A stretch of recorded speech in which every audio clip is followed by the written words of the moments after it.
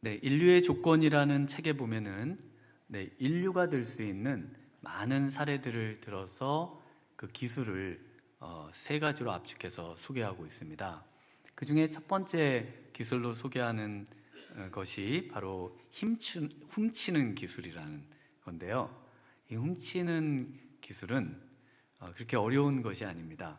우리가 뭔가를 하다가 좀 더 잘하는 사람이 있으면 그 사람이 하는 것을 보고 저렇게 하면은 굉장히 잘할 수 있겠구나.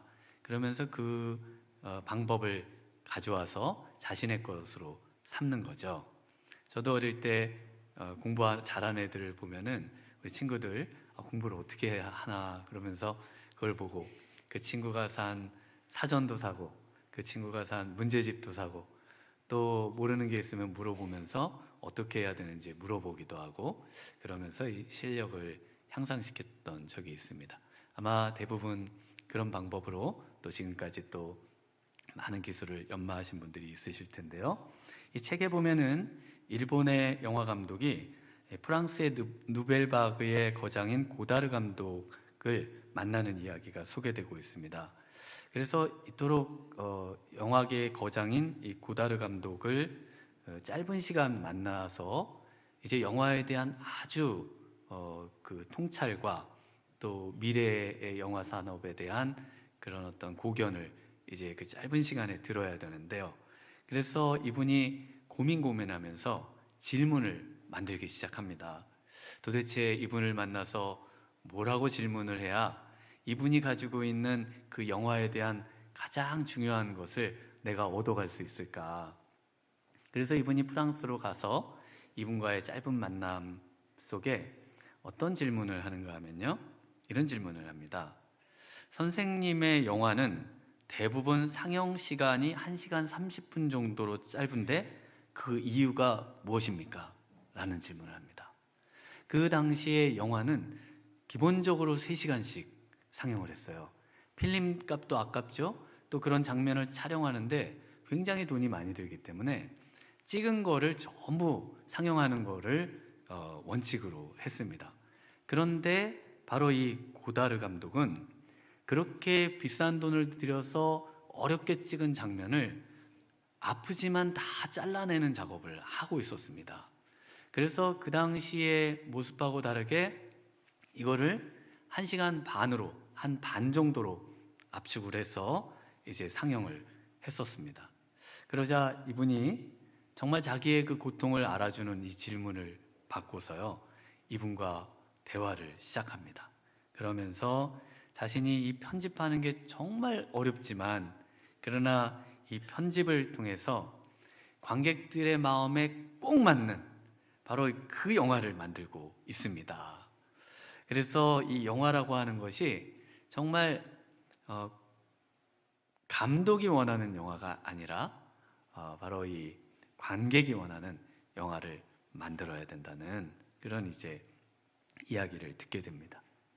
네, 오늘 읽으시는 지금 이 잠언의 솔로몬도 자신을 소개하면서 자신이 어떻게 왕이 될 수 있었고 더 나아가서 세계에서 가장 지혜로운 왕이 될 수 있었고 또 더 나아가서 그런 부강한 나라를 만들 수 있는 왕이 될 수 있었는지 그 이유는 바로 자신의 선친인 아버지 다윗 왕으로부터 기술을 훔쳤다고 이야기를 합니다.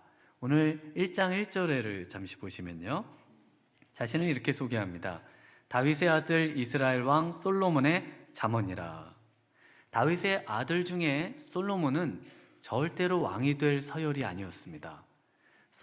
다윗의 아들은 사무엘 하 기록에 보면은 솔로몬은 7번째 왕이었습니다. 그리고 또 역대상의 기록에 보면 솔로몬은 서열상 10번째 왕으로 소개가 되고 있습니다.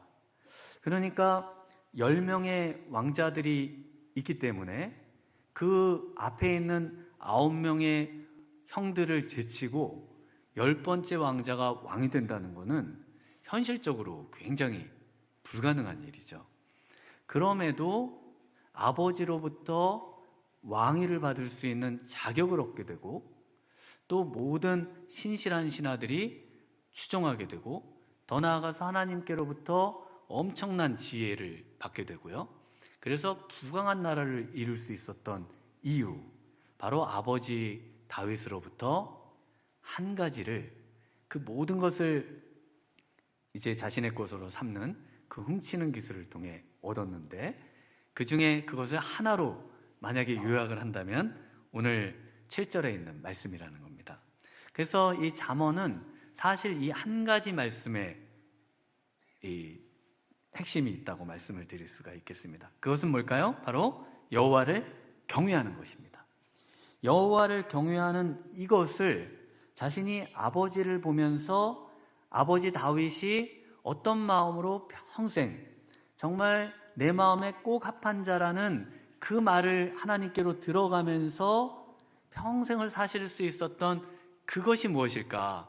그것이 무엇인지를 자신이 곰곰이 살펴보고 또 들어보니까 여호와를 경외하는 바로 그것이었다는 것을 기록으로 남겨주고 있는 것입니다. 그래서 오늘은 어떻게 하는 것이 여호와를 경외하는 것일까? 이 여호와를 경외하는 인생의 특징은 무엇인지 같이 한번 생각해 보도록 하겠습니다. 첫 번째는 여호와를 경외하는 인생의 특징은요, 성경을 소중히 여기는 것입니다. 우리 7절과 8절을 한번 같이 읽어보겠습니다. 여호와를 경외하는 것이 지식의 근본이거늘 미련한 자는 지혜와 훈계를 멸시하느니라. 내 아들아, 내 아비의 훈계를 들으며 내 어미의 법을 떠나지 말라. 여호와를 경외하는 것을 이제 자신의 자녀들에게 이 잠언을 통해서 기록으로 남기면서 어떻게 여호와 경외하는 것을 배웠다고 이야기하는가 하면요, 8절에 내 아비의 훈계를 들으며 내 어미의 법을 떠나지 않음으로써 이 여호와 경외를 자신이 배웠다라고 말하고 있습니다. 그래서 솔로몬은 다윗이 하는 말, 다윗이 하는 노래, 다윗이 하는 기도, 다윗이 하는 노래하는 시, 이런 것들을 곰곰이 들으면서 저 가운데 아버지를 아버지로 만든 핵심이 뭘까를 생각했다는 겁니다. 그래서 시편 112편의 1절에 보면 다윗이 이렇게 노래합니다. 할렐루야, 여호와를 경외하며 그의 계명을 크게 즐거워하는 자는 복이 있도다. 그의 후손이 땅에서 강성하며 그의 공의가 영구히 서 있으리로다. 부와 재물이 그의 집에 있으며 그의 공의가 영구히 서 있으리로다. 그래서 이렇게 다윗이 노래하는 소리를 들어보면 전부 하나님을 경외하는 그런 마음에서 비롯된 행동이요, 또 어떤 정책이요, 또 어떤 모든 그 일이 전부 하나님 경외함으로써만 행해지고 또 되어지는 것들을 확인할 수 있었다는 겁니다. 그래서 이 여호와 경외하며 그의 계명을 크게 즐거워하는 자는 복이 있도다. 우리 예수님도 이와 같은 말씀을 하셨죠. 나를 하면 내 말을 지킬 것이다. 사랑하면 말을 지킨다는 겁니다. 경외하면 말을 지킨다는 겁니다. 그래서 다윗도 그 얘기를 하고 있는 겁니다. 여호와를 경외하며 그의 계명을 크게 즐거워하는 자는 복이 있도다. 히브리시는 이렇게 이제 여호와를 경외하며 그리고 그의 계명을 즐거워하는 자, 이렇게 두 개 같은데요. 히브리시의 특징은 이 평행법이라고 해서 어떤 한 구절을 다른 구절이 설명을 해주는 특징을 갖고 있습니다. 그래서 여호와를 경외한다는 것은 하는 자는 그의 계명을 즐거워하는 자다라고 이렇게 그 여호와를 경외하는 자를 설명해주고 있는 것인데요. 그런 자가 복이 있는 겁니다.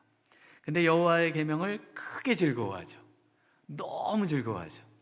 여러분, 정말 하나님의 말씀이 너무나 즐겁고 하나님의 말씀이 그 어떤 것보다도 크게 즐거운 그런 즐거움이 되시는지 한번 생각해 보시면 좋겠습니다.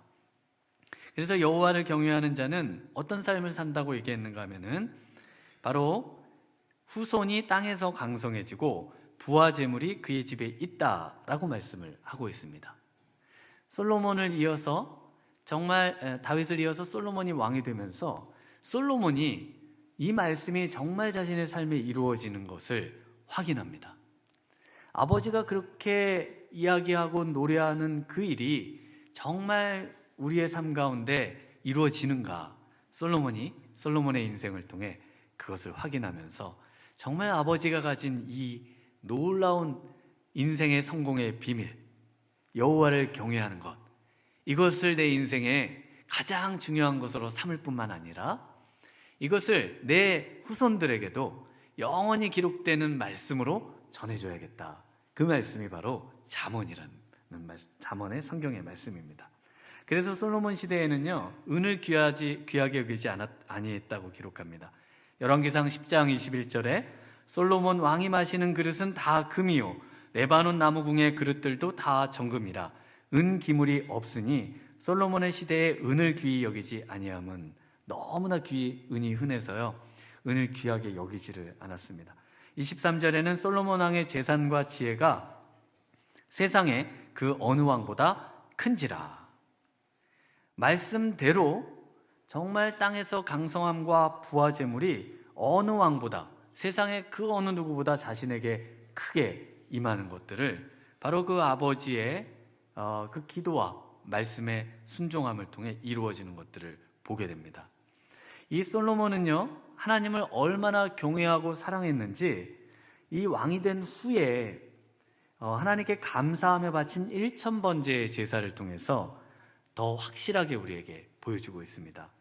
열왕기상 3장 3절에 솔로몬이 여호와를 사랑하고 그의 아버지 다윗의 법도를 행하였으나 산당에서 제사하며 분향하였더라. 산당에서 제사하며 분향한 이유는 아직 성전이 만들어지지 않았기 때문에요, 그때 당시 가장 큰 산당으로 알려진 기브온 산당에서 이제 제사를 드립니다. 1000번 제사를 드립니다. 1000번제의 제사는 소 1000마리를 한 번에 잡아서 드리는 제사예요.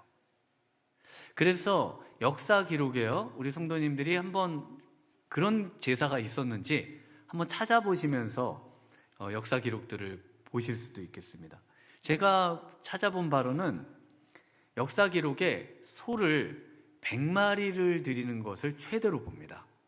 신에게 제사하는 제사 중에 소 100마리, 그래서 헬라 문헌에 보면 곳곳에 소 100마리로 제사를 드리는 것들이 간혹 있어요. 그런데 소 1000마리는요 없습니다. 소 1000마리는 이 성경에 솔로몬의 제사가 유일무이해요. 솔로몬이 정말 하나님께 자신의 마음과 사랑과 감사와 경외심을 담아서 1000번제의 제사를 드렸습니다. 그래서 제가 그 기브온 산당에 있었던 기브온에 이제 차를 타고 가끔 올라갔었거든요. 그래서 이렇게 그 지역을 보면, 야, 소 1000마리를 여기까지 끌고 올라오는 것도 너무 힘든데 여기서 그 1000마리를 제사를 드리는 이 일을 행했다는 건 정말 너무나 놀랍다. 어떻게 여기서 정말 1000마리를, 야, 정말 신기하다. 이런 생각을 하면서 이 기브온 산당을 주로 이제 가끔 방문을 했던 적이 있습니다. 그런데 하나님도 이 솔로몬이 이 소 1000마리를 정말 마음을 담아서 드린 것을 엄청 기뻐하시면서 꿈에 나타나셔요. 그러면서 뭐라고 하시냐면은, 내가 원하는 것을 나에게 구하라. 내가 내게 주겠다. 말씀하십니다. 만약에 여러분에게 하나님께서 오늘 꿈에 나타나셔요. 그래서 너의 인생에 정말 너가 원하는 것을 내가 한 가지를 들어주겠다. 그렇다면 뭘 구하고 싶으세요? 딱 한 가지 한번 생각해 보시죠. 그리고 솔로몬이 구했던 것하고 한번 비교를 해보세요. 솔로몬이 뭘 구하는가 하면요, 그 쭉 말씀이 있는데 그 핵심되는 구절만 읽어드려 보겠습니다. 열왕기상 3장 9절에 누가 주의 이 많은 백성을 재판할 수 있사오리이까 듣는 마음을 종에게 주사 주의 백성을 재판하여 선악을 분별하게 하옵소서. 주의 백성에게 하나님의 말씀을 가르쳐야 되는데, 그러려면은 제가 이 듣는 마음이 필요합니다. 그래서 이 듣는 마음, 우리 이제 개역 한글 성경에는 지혜로운 마음이라고 되어 있습니다.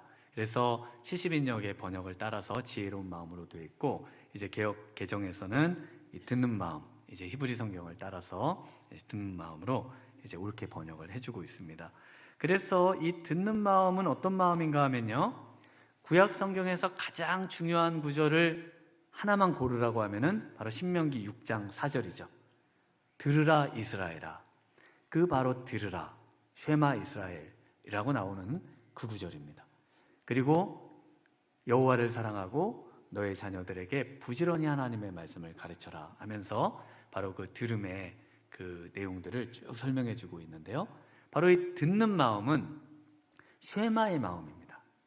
하나님의 말씀을 들어서 그 말씀을 하나님을 사랑함으로 표현하고 그 말씀을 날마다 읽고 그 말씀을 가르치는 일, 바로 그 일을 할 수 있게 해달라고 솔로몬이 구하고 있습니다. 여러분이 구한 것과 솔로몬이 구한 것이 어떠신가요? 좀 같으신가요? 아니면 다르신가요? 솔로몬은 바로 이처럼 여호와를 경외하는 것, 바로 하나님의 말씀을 그 어떤 것보다 소중히 여기고 그 말씀을 이해하려고 애를 썼던 인물이라는 것을 바로 1000번째 제사를 통해서 알 수가 있습니다. 성전 건축 이후에도 하나님께서는 솔로몬에게 나타나셔서 당부하신 말씀도 동일한 말씀이셨어요. 열왕기상 9장 4절 5절에 내가 내게 명령한 대로 온갖 일에 순종하여 내 법도와 규례를 지키면은 내 이스라엘 왕위를 영원히 견고하게 하겠다. 하나님께서 솔로몬의 인생이 정말 형통하고 또 앞으로 영원한 왕위의 인생이 되도록 그의 가문을 축복하는 단 한 가지의 조건, 하나님의 말씀을 그 무엇보다 소중히 여기고 그 말씀을 늘 마음판에 새기고 그 말씀을 통해서 하나님이 들려주시고자 하시는 하나님의 그 음성을 들을 수 있는 그 인생이 되는 것, 그것을 말씀하고 계신 것이죠. 부활하신 예수님께서 지상에 40일을 머무시면서 하신 일도 동일합니다. 늘 말씀을 가르치셨어요. 부활하신 예수님께서 사도행전 1장 3절에 보면 그가 고난받으신 후에 또한 그들에게 확실한 증거, 많은 증거로 친히 살아계심을 나타내사 40일 동안 그들에게 보이시며 하나님 나라의 일을 말씀하시니라. 그래서 부활하신 이후에 승천하시지 아니하고 남아 계신 이유, 40일을 머무신 이유, 하나님의 말씀을 제자들에게 가르치는 그 일을 위해서 이 땅에 남아 계셨음을 알 수가 있습니다. 승천하시면서도 당부하신 게 뭐였어요? 바로 모든 민족을 제자로 삼아서 어떻게 합니까? 말씀을 가르쳐 지키게 하는 겁니다. 그러니까 말씀을 배워서 말씀을 가르치고 말씀을 지키게 하는 그 일을 하나님은 세상에서 가장 중요하게 여기시는데, 그 일을 하려면은 하나님을 경외하고 하나님을 사랑하지 아니하고는 하나님의 말씀을 인생에서 가장 중요한 것으로 놓을 수가 없다는 말씀을 하고 계신 겁니다. 네, 그래서 하나님을 경외하는 사람은요, 하나님, 보이지 않는 하나님을 생각하고 보이지 않는 하나님을 추구하는 사람입니다. 우리 17절과 18절 말씀 한번 같이 읽어보겠습니다. 새가 보는 데서 그물을 치면 헛일이겠거늘 그들이 가만히 엎드림은 자기의 피를 흘릴 뿐이요 숨어 기다림은 자기의 생명을 해할 뿐이니. 네, 미국의 석유왕으로 잘 알려진 록펠러가 굉장히 어려운 가정에서 자랐습니다. 사기꾼 약장수 아버지로 인해서 굉장히 가정 형편이 어려웠음에도, 그러나 신앙심이 깊은 어머니로 인해서 이 신앙의 청년으로 성장을 했습니다. 그때 어머니가 나름대로 신앙의 10계명을 갖고 있었는데요, 그 중에 1계명이 뭐였는가 하면요, 하나님을 친아버지로 섬겨라. 친아버지를 뵈니까 배울 게 하나도 없죠. 존경스럽지도 않고 이런 모습이었을 텐데, 어머니가 바로 보이지 않는 그 하나님을 친아버지로 생각하며 그분을 잘 섬겨야 된다, 늘 아들에게 가르쳤습니다. 그러면서 미국 역사상 최고의 부자가 되는데요, 이분의 재산을 이렇게 찾아보니까 조 단위가 아니라 경 단위로 넘어가시는 분이시더라고요. 경으로 그래서 이건 뭐 생각을 해볼 수도 없는 그런 숫자죠. 그래서 어릴 때부터 이 11조 신앙으로 이렇게 성장을 했고, 또 회사에 20여 명의 11조 담당 부서를 만들 정도였다고 합니다. 그러나 이분은 또 부정적인 평가도 많아요. 그래서 독과점을 행하고 또 부정적인 방법으로 재산을 축적했다는 그런 아주 불명예가 또 늘 따라다녔습니다. 그런데 이분이 자신의 인생을 바꾸게 되는 그 한 계기를 경험하게 됩니다. 나이가 53세 나이에 알로피셔라는 그 치명적인 병에 걸립니다. 머리카락이 다 빠지고 눈썹이 다 빠지고 음식을 먹을 수가 없는 병이에요. 그래서 몸이 점점 야위어가고, 그래서 이분을 돌보던 주치의 선생님이 이제 1년밖에는 더 못 살 것 같습니다. 이렇게 시한부 인생으로 선고를 또 받습니다. 그래서 그때까지는 이제 신앙으로 성장했다가, 그리고는 이 병에 걸리기 전까지 어떤 방법으로든 돈을 많이 모아야지 그러면서 돈만을 추구했던 그런 인생으로 살다가 이 병에 걸린 후에 자신을 돌아보고 또 하나님 앞에서의 그 처음 가졌던 마음을 돌아보고, 그러면서 이분이 어느 날 침대에서 벌떡 일어나면서 돈은 아무것도 아니다 이렇게 외쳤다고 그래요. 지금 일어나서 한번 외쳐보실 분 계실까요? 네. 그러면서 하나님이 모든 것이 되신다. 할렐루야. 하나님이 모든 것이 되신다고 이분이 그 자리에서 벌떡 일어나서 외쳤다고 합니다. 그제까지는 내가 어떻게 되면 돈은 어떻게 되고 재산은 어떻게 되고 재산에 온통 마음을 쏟고 있더니, 이제 자신의 삶을 쭉 돌아보면서 보이지 않는 하나님에 대한 그 강렬한 하나님을 다시 한번 회복하게 되는 것이죠. 그리고 이분이 그 뒤에 하나님의 은혜로 이 병상에서 회복이 됩니다. 그리고는 그 이후부터는 돈을 모으는데 자신의 온 마음을 쏟는 것이 아니라 하나님께서 이걸 가지고 뭘 하기 원하시는지 그것을 늘 신경 쓰면서 이제는 자선 사업에 이제 자신의 삶을 전념하다가 97세의 나이로 하나님께 부름을 받았습니다. 네, 록펠러처럼요, 우리도 사실 선한 마음으로 늘 하나님을 처음 섬겼습니다. 그 어려울 때 하나님께 기도하고 하나님을 붙들고 도와주시지 않으시면 우린 정말 살아갈 수가 없습니다. 그러나 하나님께서 우리를 도와주시고 난 다음엔 어떠신가요? 금세 마음이 하나님께로 떠나는 것을 우리가 경험을 합니다. 오늘 솔로몬도 예외가 아니었습니다. 솔로몬도 아버지 다윗으로부터 하나님 경외함을 배웠습니다. 하나님 경외하는 것이 인생에 가장 중요하다는 것을 알아요. 그러나 이 솔로몬도 자신의 전성기에 다다르자 하나님을 떠납니다.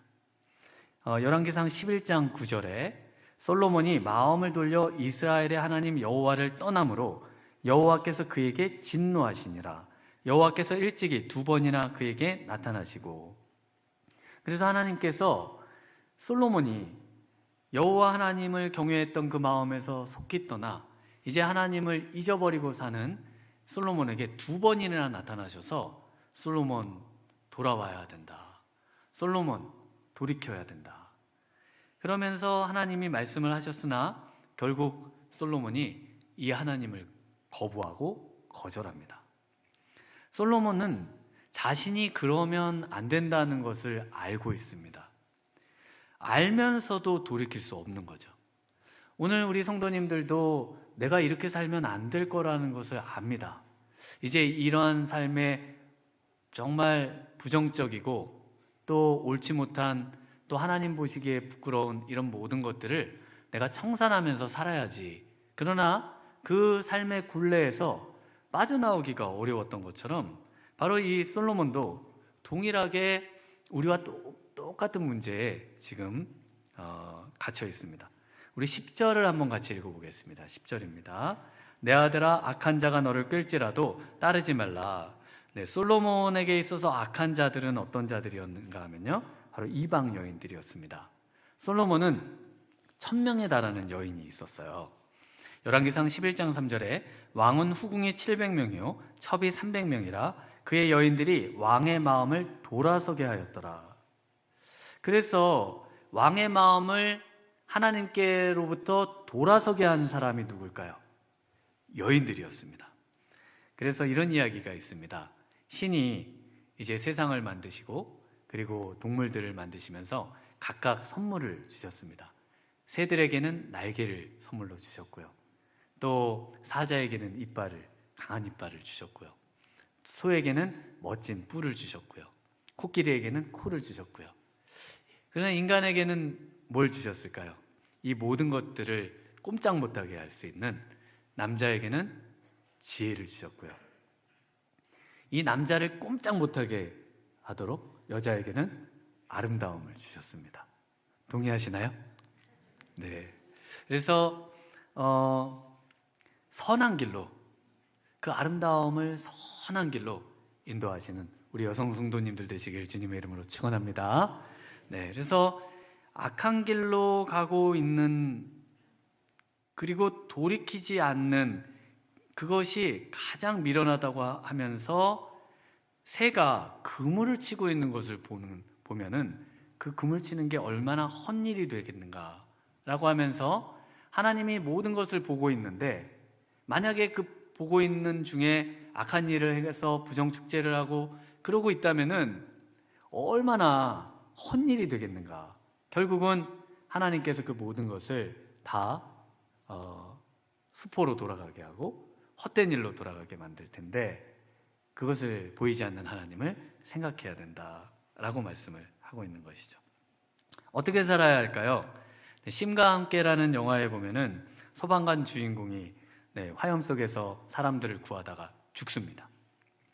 근무 중에 이 순직하신 그 10년 내에 이 소방관의 그 화염 속에 순직하신 분이 43명이라고 해요. 그래서 이 소방관 직업이 가장 직업 중에 가장 힘든 직업이다, 이렇게 또 이야기를 합니다. 또 그 외상으로 스트레스와 이 트라우마로 10년 내에 자살하시는 분이 126명이나 된다고 합니다. 그만큼 이제 소방관분들이 힘드신데, 이분이 죽자 저승사자가 이 소방관을 영혼을 이제 데려가면서 이렇게 얘기를 합니다. 당황스러우시죠? 괜찮습니다. 오늘 처음 죽어봐서 그래요. 그래서 처음 죽어서 딱 눈 뜨시면 당황스러우실 수 있습니다. 사도 바울처럼, 사도 바울은 뭐라고 고백합니까? 나는 날마다 죽노라. 나는 날마다 죽는다고 얘기합니다. 그래서 오늘도 늘 죽음을 연습하시는 겁니다. 눈을 떴을 때 좀 분위기가 이상하면 우리 천사들을 보고 어떻게 하시면 될까요? 빨리 갑시다! 딱 하면 되죠. 네, 죽음을 연습한 분들이 정말 빨리 우리 주님을 만나러 가고 싶습니다. 이렇게 우리의 삶이 늘 보이지 않는 하나님과 보이지 않는 세상을 향해서 추구해야 된다고 말씀하고 계십니다. 세 번째로, 이 솔로몬이 자신의 이런 돌이키는 데 실패했으나 방법은 알고 있었습니다. 그래서 그 방법을 알려줘요. 모든 경외하는 사람들의 마지막 특징은요, 성령으로 충만함을 받는 것입니다. 우리 23절을 한번 같이 읽어보겠습니다. 나의 책망을 듣고 돌이키라. 보라, 내가 나의 영을 너희에게 부어주며 내 말을 너희에게 보이리라. 솔로몬은 자신의 방법으로는, 자신의 힘으로는 그 1000명에 달하는 여인의 굴레에서 벗어날 수 없음을 알았습니다. 그리고 이 유혹과 세상적 쾌락과 이 모든 달콤함과 이 마약 같은 그 상황에서 자신이 빠져나올 수 있고 다시 하나님께로 돌이킬 수 있는 유일한 방법, 그 방법을 적어주고 있습니다. 그러면서 이 방법을 하나님의 말씀을 인용해서 적어주고 있어요. 그래서 하나님께서 솔로몬에게 나타나셔서 솔로몬에게 계속 말씀을 하셨던 것 같아요. 나의 영을 너에게 부어줄 테니 너는 속히 돌이켜라. 이 책망을 받고 돌이켜야 된다. 너의 힘으로 불가능한 것을 안다. 그러니 바로 성령 충만의 자리로 나와야 한다 라고 하나님이 말씀을 하셨습니다. 그러나 자신은 거기서 빠져나오지 못했어요. 이방 여인들이 하나님을 예배하러 가려고 하면은 다른 곳으로 예배하도록 가게 만들고, 다른 곳에 숭배하도록 가게 만들고, 더 쾌락적인 곳으로 숭배하도록 가게 만들어서 정말 하나님의 영을 받을 수 있는 자리로, 성령이 충만할 수 있는 자리로 갈 수가 없었다는 겁니다. 여러분, 성령 충만하셔야 합니다.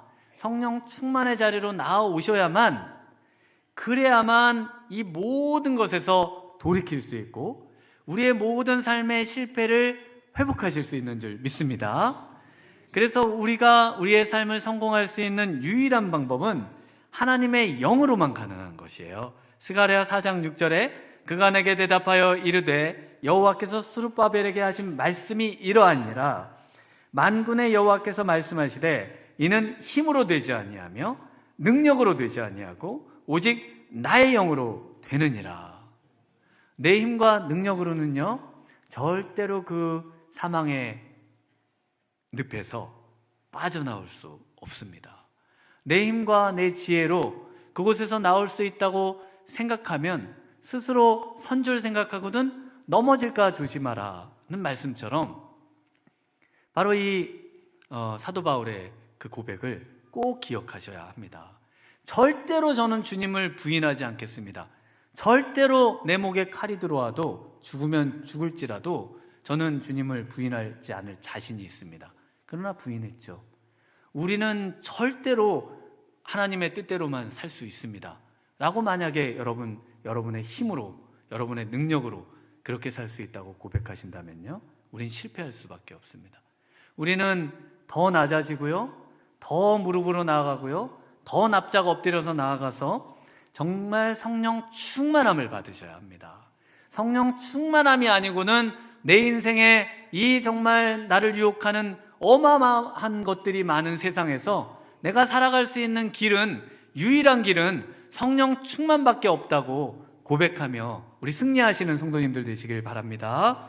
네, 어떻게 이 순간순간의 잘못에서 돌이켜 성령 충만을 받을 수 있는지 사도 바울이 이렇게 말씀합니다. 에베소서 5장 18절에 술 취하지 말라. 이는 방탕한 것이니 오직 성령으로 충만함을 받으라. 어떻게 받냐고요? 시와 찬송과 신령한 노래들로 서로 화답함으로써 너희의 마음으로 주께 노래하며 찬송하며 범사에 우리 주 예수 그리스도의 이름으로 항상 하나님 아버지께 감사하며 그리스도를 경외함으로 피차 복종하라. 피차 복종함으로써 전부 분사 형태로 되어 있습니다. 성령 충만을 받으라 라는 것이 명령이고요. 어떻게 받습니까? 라고 할 때 바로 이와 같은 방법, 이 내용들이 전부 어떤 것인가요? 기도의 자리, 또 찬양의 자리, 예배의 자리로 나오는 것, 그리고 봉사의 자리로 나와서 서로 피차 복종하는 것. 이렇게 하나님께서 우리에게 성령 충만의 방편으로 이 땅에서 우리에게 주신 것이 교회입니다. 교회는 성령 충만을 받는 곳이에요. 오늘 이 아침에 이곳에 나온 우리 모든 성도님들이 우리의 연약함을 고백하고 정말 이곳에서 성령 충만함을 회복하셔서 내 안에 하나님, 보이지 않으시나 존재하시는 하나님, 보이지 않으시나 나의 사랑의 대상이 되셔야 될 하나님, 그 하나님만 사랑하게 되시는 우리 복된 성도님들 되시길 주님의 이름으로 축원합니다. 성령 충만함으로 하나님의 경외하는 삶을 살아내어 평생 정말 승리하시는 우리 복된 우리 미랄의 성도님들 되시기를 주님의 이름으로 축원합니다. 이 시간